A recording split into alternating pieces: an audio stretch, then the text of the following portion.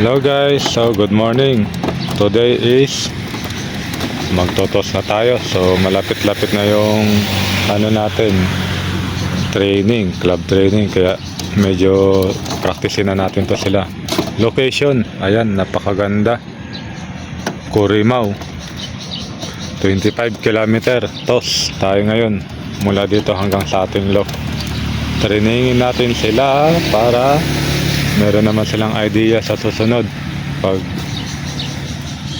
track training na, club training. So yan, napakaaga na rito. Yan, napakaganda ng location, kaso umaga alas 7 na, quarter to 7 na, madilim pa rin, makulimliman. Yan. Pero i-release na natin sa ating mga alaga. Maya-maya lang i-release na natin to sila. So ito guys, i-release na natin sila.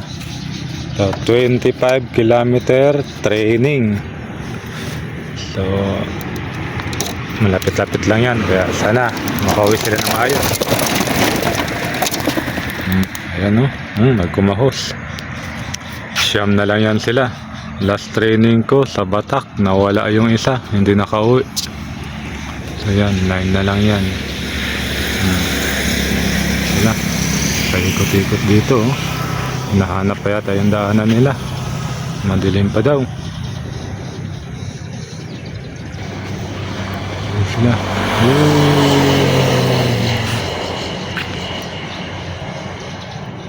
So hanggang dito na lang muna guys. Bye!